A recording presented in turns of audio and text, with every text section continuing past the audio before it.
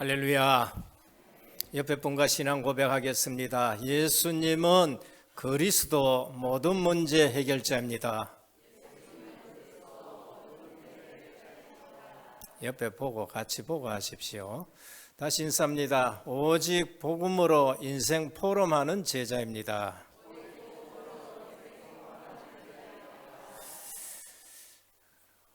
확실히 찬양대가 서니까 또 영적 분위기가 더 달라지는 것 같습니다. 특별히 집에서 예배 드리시는 분들은 더 집중을 또 해주시기를 바랍니다. 신앙생활에는 동기가 매우 중요합니다. 뭐 때문에 내가 예수 믿게 됐는가, 동기가 굉장히 중요해요. 그러나 그 동기에 묶여 있으면은 실제적으로 하나님이 원하시는 신앙은 아닐 수도 있기 때문에 오늘의 말씀을 집중해서 들으시길 바랍니다. 가족이 교회 다닌다고 해서 자녀들이 교회 다니는 분들이 있습니다. 저 같은 사람들이 그런 경우입니다. 자칫 잘못하면은 타성에 젖은 신앙생활이 되기 쉽습니다. 큰 문제를 당한 이후에 하나님을 알게 되고 교회에 오시는 분들이 있습니다. 여기에 매이면은 그분은 만날 큰 문제 당해야 주여 주여 하고 찾아오는 신앙이 되기가 쉽습니다. 친구의 권유로 자꾸 가자고 해서 그래서 교회 다니는 분들도 있습니다. 귀한 친구 만났습니다.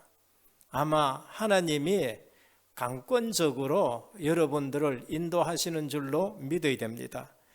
절대 안 믿겠다 하고 핍박하던 사람이 진짜 하나님이 직접 개입하셔가지고 꺾여서 예수 믿는 사람들이 있습니다. 정말 그거는 특별한 경우인데 하나님이 꺾지 않으면 안 될 사람이에요. 혹시 유튜브에 이정수 교수님이란 분이라든지 우리 성경의 사도 바울 같은 분들이 그렇습니다. 그래서 너무나 완고하기에 하나님이 직접 개입하셔가지고 그들을 꺾어서 실제 사용하신 걸 볼 수 있습니다. 여러 종교 중에 그래도 기독교를 고상하다 싶어서 믿는 분들이 있습니다. 복음이 뭔지를 모르고 굉장히 위험한 신앙생활을 하고 있다는 걸 아시면 되겠습니다. 오늘 우리는 마태복음에서 제시하는 신앙생활의 올바른 동기는 뭔가? 앞서서 열거한 것은 하나님이 여러분들을 예수 믿게 한 여러 가지 방편이지 그것이 동기가 되어서는 안 돼요. 진짜 예수 믿게 된 것은 그 배후에 하나님의 은혜가 있었다는 것을 아셔야 돼요. 그것은 지금 모든 사람들에게 하나의 방법으로 쓰신 것이지 그 문제 해결받으라고 예수 믿는 거 아니에요.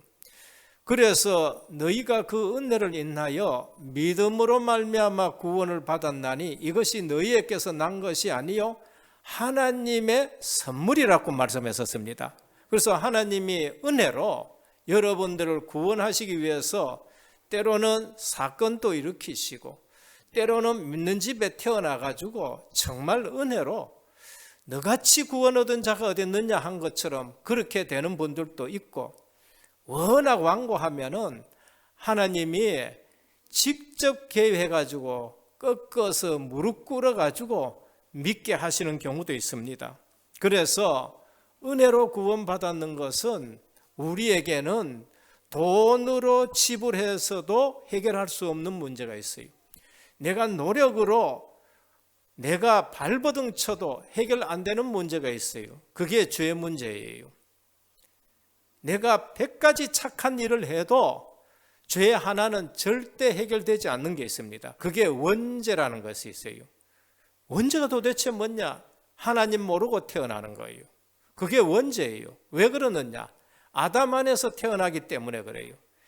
하나님 모르고 태어난 그 자체가 원죄에 빠져가 있다는 거예요. 그래서 태어나면서 하나님 몰라요. 그게 원죄예요.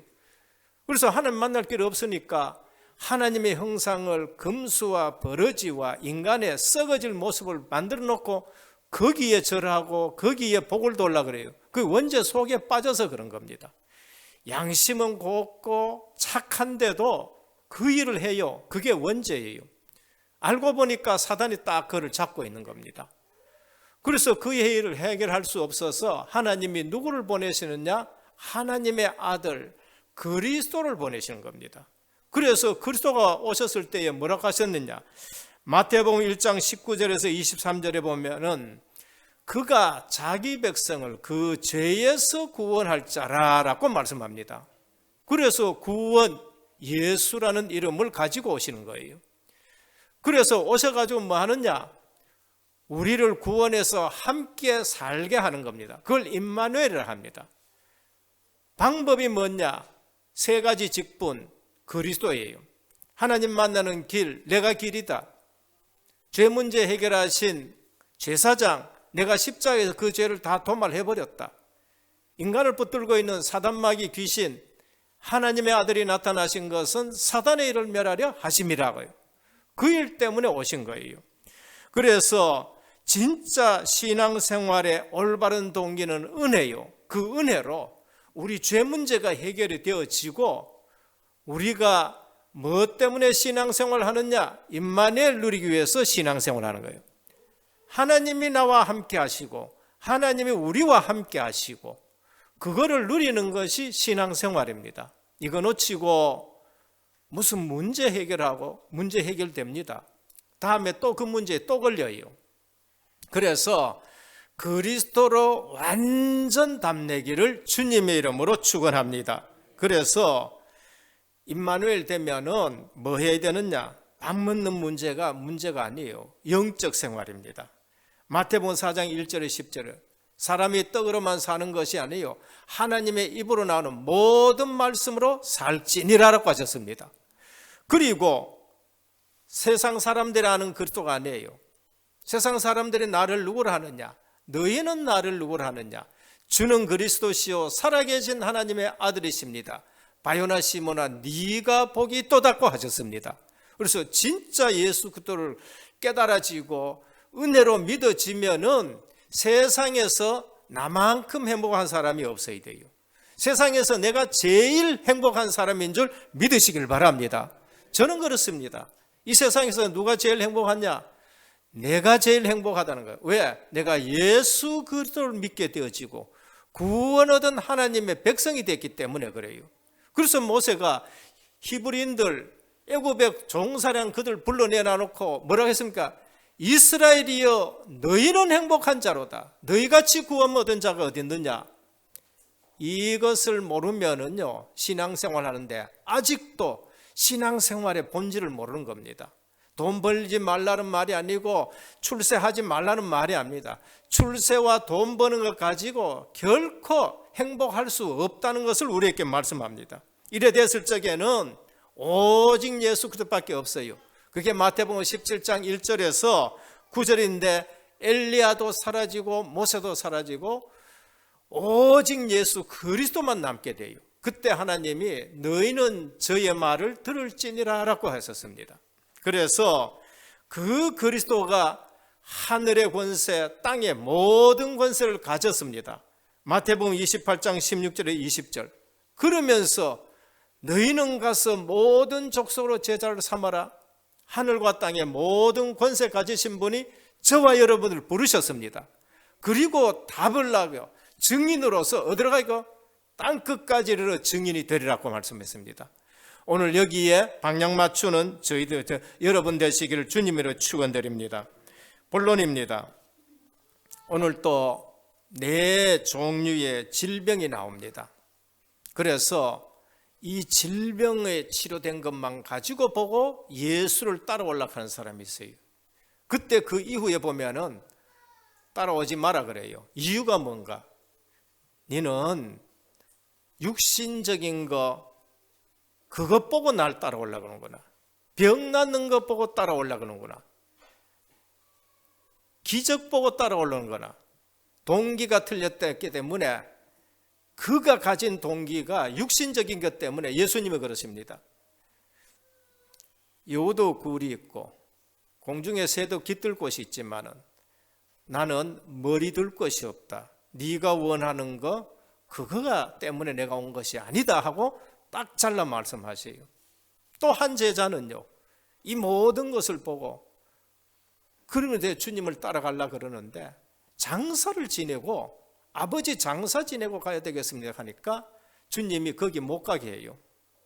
죽은 자를 장사하게 하고 너는 나를 따르라 그래요. 이유가 뭘까요? 그 사람의 믿음의 상태를 알아요. 그 사람은 중요한 사람인데 아직까지 믿음의 상태가 장사집에 가가지고 아버지 일을 그 장사 지내다가 거기서 뭐 때문에 예수 따라가려 그러느냐 그러면서 그 사람을 말리기도 하고 육신적인 것 가지고 방해하기도 하기 때문에 더 급한 것이 있으니까 너는 나를 따르라 그랬습니다. 오늘 우리는 장사 지내지 말라는 말이에요. 육신적인 거 하지 말라는 말이 아닙니다. 주님은 혈연적인 것까지 초월하고 네가 그 자리에 갔었을 때 거기서 나오는 그러한 불신앙 말 듣고 네가 넘어질까 이 중요한 걸 놓칠까 싶어가지고 혈연적인 것을 초월하라 그 말씀인 것입니다. 그래서 중요한 시기에 한 시대 살릴 주의 종으로 부름받은 주의 종들과 중요한 시기에 안수받은 중직자들은 제자가 무엇인가를 아셔야 돼요. 진짜 예수 믿는 동기가 아직도 육신적인 것에 매여 있는지 아니면은 진짜 하나님의 나라와 그 의를 위해서 내가 동기가 바뀌었는지 아셔야 됩니다. 그래서 오늘 4종류의 질병 치웁니다. 첫 번째 문둥병입니다. 지금의 문둥병하고 당시의 문둥병의 상황은 다릅니다. 그 당시의 문둥병은 사회, 종교, 문화로 완전히 격리되어 되고요. 그리고 완전히 저주받은 자로 되었고 난치병, 불치병입니다. 그래서 이 문둥병자는요, 사람들이 가까이 오면은 나는 문둥병자입니다. 크게 외쳐야 돼요. 모르고 사람들이 그 가까이 갔는데 안 외쳤다. 그럼 돌로 맞아 죽는 것이 문둥병이에요. 그만큼 그 당시에 문둥병은 저주받은 병으로 치부되었었습니다. 그래서 오늘 또 이 문둥병자가 주님 앞에 나왔습니다. 뭐라고 고백했느냐? 원하시면은 깨끗함을 받을 수 있습니다. 그래 고백했어요. 주님이 단번에 말씀했습니다. 내가 원하노니 깨끗함을 받으라 하셨습니다. 그 즉시 나와버렸어요. 오늘 환자분들이라든지 질병 가운데 있는 분들 본인의 믿음이 너무나도 중요하다고 우리에게 말씀합니다. 문둥병자 환자 본인의 믿음입니다. 주님이 원하시면 내가 깨끗함을 받을 수 있습니다. 내가 원하노니 깨끗함을 받으라고 말씀하셨습니다. 오늘 이 말씀은 우리 개개인 모든 성도들에게 본인의 믿음이 너무나도 중요하다고 그렇게 말씀합니다. 그러면서 제사장에게 보여라. 판정은 누가 하느냐? 제사장이 하는 겁니다. 문둥병이 나오면은 반드시 제사장에게 가가지고 나은 걸 확인해야 돼요. 그건 뭐냐? 확신을 주기 위해서 그럽니다. 그리고 예물을 드려라. 감사하게 생각하라고. 그리고 그가 증인이 되도록 그렇게 말씀하는 겁니다. 두 번째 종류입니다. 백부장의 하인입니다. 하인이 병들었어요. 백부장 그러면은 로마 군인입니다. 대단한 지위지요. 그런데 그 하인이 병들었어요. 그런데 이 백부장이 중심이 참 좋아. 사람을 사랑할 줄 알아. 하인이 병들었는데 주님께 나왔었습니다. 그래서 주님께 간구하니까 주님이 내가 너희 집에 가서 고쳐주려 하니까 백부장이 뭐라고 하느냐? 주님이 우리 집에 오심을 나는 감당치 못하겠습니다. 주님의 존귀함을 아시는 거예요. 어떻게 주님이 우리 집에 여기 오겠습니까? 이방인 집에 오겠습니까? 이렇게 되는 거예요. 말씀으로만 하옵소서. 군에 있는 사람은요, 명령에 죽고 삽니다. 군에 있는 사람은 상사가 한마디 하는 것이 그게 법이고 그게 정말로 모든 것이에요. 그대로 움직입니다. 이 사람은 예수님의 말씀 한마디면은 다 될 거 아니냐? 거리가 상관없다. 명령만 한번 하시면 된다는 걸 믿게 되는 겁니다. 그때 주님이 뭐라고 하셨느냐? 내가 이스라엘 중에서도 이만한 믿음을 본 적이 없다라고 말씀했습니다. 이스라엘이 누굽니까? 아브라함의 후손들이에요. 이스라엘이 누굽니까? 오래 믿었어요. 그런데 이방인 중에서 더 믿음이 확실한 사람이 있다는 거예요. 그리스도의 말씀이면 된다는 이 말씀 신앙을 가지고 있는 거예요. 그래서 하시는 말씀이 가라 내 믿음대로 될지라 그랬습니다. 오늘 우리는 이 말씀을 가지고 뭘 아셔야 됩니까? 환자 본인의 믿음도 중요하지만은 옆에 도우는 사람의 믿음이 또 중요하다는 거예요. 오늘 환자를 돕는 가족들의 믿음이 얼마나 중요하냐? 그 가족 옆에 있어 돕는 사람들의 믿음이 얼마나 중요하냐? 그거를 말씀하는 거예요. 그래서 우리는 자녀들을 위해서 기도해야 되고요. 그래서 우리는 중보 기도를 해야 되고요. 그래서 교회 안에 환우들이 있으면 우리가 기도해야 되는 거예요. 그래서 야고보에서 보면은 장로들을 불러서 기름을 바르고 안수해서 기도하라라고 말씀하는 겁니다. 그래서 교회에서 기도해 주고 교회에서 함께 기도하는 것이 얼마나 중요하냐는 걸 알고 있습니다. 여기에 시공간 초월하는 역사가 일어나요. 주님이 가지 않는데 시공간 초월해가지고 그 자리에 바로 낫게 되는 일들이 있습니다. 베드로 장모의 열병입니다. 예수님께서 손만 잡아도 나았습니다. 예수님이 손이 닿을 때에, 어떨 때는 예수님의 옷자락을 만졌을 때에 예수님이 손을 잡았는데 나았어요. 안수에 치유라고 할 수도 있습니다. 아무 데 가서 안수는 받지 마십시오. 그러나 자녀들이 아플 때에는 부모가 손을 얹고 기도하고 장로님들 불러가지고 기도할 때에 안수해서 기도하기도 하고, 우리 전도자 목사님은 잘 안 하십니다. 그러나 정말로 내 자녀고 정말로 중직자가 가서 안타까운 마음으로 안수 기도하고, 그래서 우리 직분 쌓을 때 세울 때 안수 기도하잖아요. 내게 임만 주의 성령께서 동일하게 역사해 달라고 기도하는 거 아닙니까? 그래서 주의 성령께서 역사하시고 치유의 능력이 나타나는 것이 안수입니다. 네 번째, 귀신 들린 자입니다. 이거는 다른 차원의 질병인 겁니다. 다른 것은 전부 육신의 질병이지만은 이거는 영적인 병이에요. 우리는 멀쩡한 사람인데도요, 영적인 병이 있습니다. 그게 무속인의 병이라 무속병이라기도 하고 그래요. 이건 정신적인 질병하고 또 차원이 다릅니다. 정신적인 병은 자기 생각에 분열증이 온다도 하지만은 귀신 들린 병은 다른 인격체가 그 사람에게 들어가 가지고 그 사람을 지배하고 그 사람을 움직이는 거예요. 그래서 이게 뭐냐? 사단 마귀 귀신이 인간의 속에 들어가 있는 겁니다.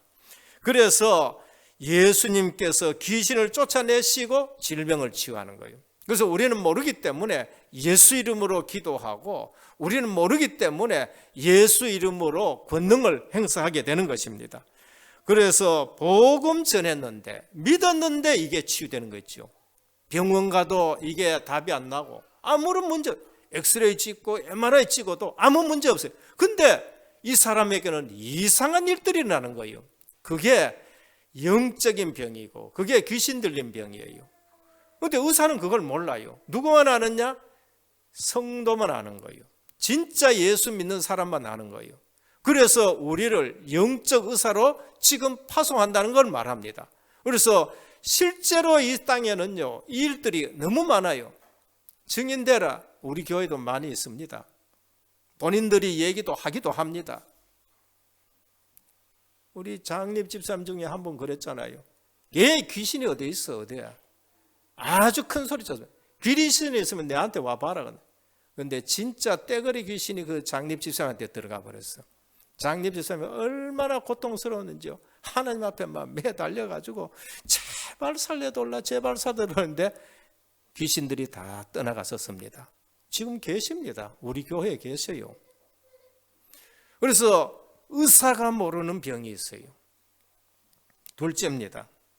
질병을 통해서 깨달아야 할 것입니다. 오늘 우리는 질병을 통해서 깨달아야 될 것이 뭔가?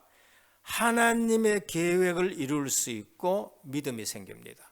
그래서 질병 때문에 예수 믿는 사람이 있습니다. 그래서 믿음이 생기는 거죠. 질병 들고서 하나님의 은혜를 받게 되는 거예요. 시편 119편 71절입니다. 고난당하는 것이 내게 유익이라. 이로 말미암아 내가 주의 율례를 배웠더라. 저도요, 아픈 적이 몇 번 있었습니다. 지금은 참 은혜로 제가 굉장히 내 스스로도 감사하고 건강하다고 생각하는데, 한때 저는요 조금 약한 그런 삶을 살았었습니다. 그랬는데 아파서 누웠는데요, 제게 하나님의 은혜가 임해요. 내가 너를 얼마나 사랑하는 줄 아느냐. 침상에, 병상에 누워가지고 그 사랑을 느끼면서 눈물이 흐른 적이 있었어요. 하나님이 나를 정말로 사랑하시는구나. 오늘 질병을 통해서 우리는요, 하나님의 은혜를 체험할 수 있습니다. 그리고 하나님이 나를 사랑하신다는 걸 체험해요. 질병을 통해 전화위복의 축복을 받을 수 있습니다. 제 기억에는 제가 자랄 때 60년대, 70년대예요. 한국의 유명한 목사님들요, 전부 다 폐병 걸렸었습니다. 그 당시에 폐병은 난치병이었습니다. 걸리면 거의 다 죽어요. 폐병 걸렸다 그러면 그냥 정말로 낙심되는 병입니다. 그런데 그걸로 인해서요, 전화위복이 되는 걸 있습니다. 그 목사님들이요, 정말로 하나님 앞에 기도하면서요, 치유함을 받아서 확신을 가지고 목회를 하는 거예요. 누구야? 한경직 목사님입니다. 세계적인 목사님이에요. 누구냐? 조영기 목사님입니다. 세계의 단일교회는 제일 큰 교회예요. 그리고 누구냐? 서울의 김창인 목사님입니다. 훌륭하신 목사님들입니다. 그리고 또 있습니다. 교회사에 칼빈 목사님입니다. 병이 28가지나 몸에 있어요. 그랬는데 하나님과 가까이 되어지고 기독교 역사를 바꿀 수 있는 그런 인물이 된 것입니다. 오늘 질병을 통해서 우리는 하나님의 계획을 찾게 되고 더 큰 믿음 속으로 들어갈 수 있습니다. 그러나 반드시 알아야 할 건 질병 자체는 하나님의 뜻이 아닙니다. 하나님이 만드신 에덴 동산과 천국에는 질병이 없어요. 그런데 창세기 3장 이후로부터 이것이 인간에게 영향을 미치고 고통을 주는 것을 볼 수 있습니다. 예수님은 질병을 고치시면서 복음을 전하셨다는 걸 아셔야 됩니다. 그래서 우리는 이러한 것을 통해서 뭐를 깨달았냐? 내가 확실한 복음을 깨닫고, 질병을 통해서 예수 믿었지만은 진짜 예수 믿게 되어지는 진정한 동기를 우리가 찾아야 되는 겁니다. 이사야 53장 4절입니다. 그가 찔림은 우리의 허물을 인함이요 그가 상함은 우리의 죄악을 인함이라. 그가 징계를 받음으로 우리가 평화를 누리고 그가 채찍에 맞음으로 우리가 나음을 입었도다라고 말씀하십니다. 참 복음을 통해서 영육 간에 건강한 신앙생활하기를 축원합니다. 참 복음을 깨닫고 나서는요, 육신적인 문제 해결된데 여러분 머무는 안 돼요. 뭐 때문에 나를 불렀느냐? 요한삼서 1장 2절 사랑하는 자여 네 영혼이 잘된 같이 범사에 잘되고 강건하기를 원하노라. 우리 인격 전체 전인격이 치유되기를 주님의 축원드립니다. 그래서 하나님은 영혼 치유하기 위해서 우리를 부르신 거예요. 그리고 진짜 평안하게 수고하고 무거운 짐진 자들아 다 내게로 오라. 내가 너희를 쉬게 하리라. 영이 살면 마음의 평안이 옵니다. 그리고 나서 육신의 평안이 있고 육신의 건강함이 있고 우리 환경까지 치유됩니다. 세 번째입니다. 어떻게 치유하나? 올바른 치유입니다. 일단 의사 약사의 도움을 거절하지 말기를 바랍니다. 어떤 분들은 나는 믿음으로 좋습니다. 그러면서 의사 약사 말 안 들어요. 또 의사 약사 말 안 듣고 또 보면은요, 민간요법도 굉장히 또 강조하는 사람들도 있고요. 또 민간요법도 뭐 상관없다. 뭐 나는 오직 예수 그리스도 믿으면 좋습니다. 그런데 한 가지 아셔야 될 거 있어요. 의사, 약사, 약 전부 다 하나님이 주시는 일반 은총이라는 걸 아셔야 돼요. 하나님이 그들에게 지혜를 주셔가지고 그거를 개발한 거거든요. 일반 은총이에요. 하나님은 일반 은총 속에는 불신자에게도 비를 주시고 불신자에게도 햇빛 주시고 불신자에게도 바람 불게 하고, 그건 일반 은총이에요. 왜 특별 은총을 주셨느냐? 일반 은총 속에 사는 창세기 3장 전에 에덴 동산에서 범죄했기 때문에 특별 은총, 그리스도를 보낸 거예요. 그래서 원래 우리는 하나님이 생육하고 번성하고 땅에 충만하고 땅을 전부 다스려라, 이거는 일반 은총으로 하나님의 나라를 이루어야 되는 거예요. 범죄했기 때문에 특별 은총을 주셔서 우리로 거기에서 구원받고 축복받으라고 주신 거예요. 그래서 의사, 약사, 약을 거부하지 마시길 바랍니다. 그래서 하나님이 허락하신 분들이고 하나님이 주신 은총이에요. 의사 누가는요, 사도 바울을 끝까지 따라다니면서 사도 바울의 질병을 치유했습니다. 그걸 같으면 사도 바울은 의사 누가 필요 없어 그럴 거 아니에요. 근데 끝까지 의사 누가의 도움을 받았다는 사실입니다. 그러나 그보다 더 중요한 것은 우리 믿음입니다. 의사의 도움도 받아야 되고 약사의 도움도 받아야 되지만은 더 중요한 것은 믿음이라는 것을 아셔야 되는 겁니다. 똑같은 의료와 약을 써도 믿음이 있는 자하고 믿음 없는 자하고 약발이 틀려요. 그래서 믿음에는 능력이 따릅니다. 절대 낙심하지 말고 믿음으로 주님 앞에 집중하시기를 축원드립니다.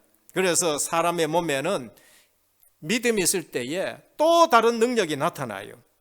하나님이 나를 사랑하고 계신다는 믿음, 하나님이 치유해 주신다는 믿음을 가져야 돼요. 그렇지 않고 병에 집중이 되어지고 병에 놓여 되면은 어마어마한 문제가 오는 거예요. 그래서 어디에 집중하느냐? 믿음에 집중하시길 바랍니다. 6.25 동란 이후에 한국에는 많은 고아들이 생겼습니다. 병원도 제대로 없고 치료도 제대로 안 되는데, 홀트라는 사람이 한국에 왔다가 이 아이들을 보고 내가 이 아이들을 감당해야 되겠다, 그런 마음을 하나님이 주셔서 그 아이들 전부 있게 보호하고 기르게 됐어요. 그러니까 너무 많다 보니까 이제 이 아이들 중에는 조금 가능성 있는 아이들은 병원에 보내가 치유하도록 쭉 했었어요. 그리고 진짜 가망 없는 아이들은 자기 집에 들어가 가지고 이 아이를 품고 마지막을 위해서 사랑해주고 기도해주고 그러면서 찬송을 불러주고 했는데 결과는 딴판에 나타났어요. 사랑받지 못하는, 병원 사랑 없다는 그런 뜻이 아닙니다. 병원에 보내놨는 아이는 그냥 살 수 있다고 생각해서 보낸 아이는 죽어버리고요. 곧 죽을 것 같고 생각해서 집에 들어와 가지고 사랑해주고 하나님 말씀 가르치고 이제는 이 아이에게 마지막이다 생각하면서 기도해주고 믿음 심었는데 사랑받는 이 아이는 살아나 버린 거 있죠. 이게 홀트 아동복지의 시작인 것입니다. 그래서 약도 좋고 의사도 좋고 약사도 좋지만은 우리에게 믿음이 더 중요하다는 거예요. 똑같이 약을 쓸 때에 믿음 가지고 쓰시길 바랍니다. 더 강한 치유의 힘과 능력이 있음을 인정하시고 믿으셔야 돼요. 그래서 오직 성령이 너희에게 임하시면 너희가 권능을 받고 땅끝까지 내 증인이 되라고 하셨습니다. 우리는 영과 육은 연결되어 있어요. 영과 육, 마음은 연결되어 있습니다. 그래서 영혼이 구원받아야 되고 마음이 평안해야 될 때에 똑같은 약을 써도 육신의 치료가 효과가 더 빠른 것입니다. 결론입니다. 성경에는 분명한 치유의 약속이 있습니다. 집중하시길 바랍니다. 뭘 집중하나? 제한된 집중입니다.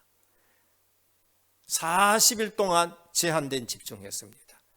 10일 동안 마가다락방에 제한된 집중했습니다. 거기에 성령의 권능이 나타났어요. 말라기 4장 2절에 내 이름을 경외하는 너희에게는 공의로운 해가 떠올라서 치료하는 광선을 비추리니 너희가 나가서 외양간에서 나온 송아지같이 뛰리라라고 하셨습니다. 오늘 또 주님께 집중할 때에 주의 성령이 역사하기를 축원합니다. 성경적 치료가 중요합니다. 영혼 치유. 처음에 동기 다 내려놔 놓고 내 영혼을 치유하신 여호와께 집중하셔야 돼요. 그리고 뭐 하느냐? 찬송도 하고 감사하시길 바랍니다. 그때 마음의 치유가 일어나고요. 그때 나도 모르게 육신에 강건함이 생깁니다. 저는요, 생각해도 뭐 건강은 자랑하지 말라 그런데 내가 지금 자랑하는 것이 아니고요.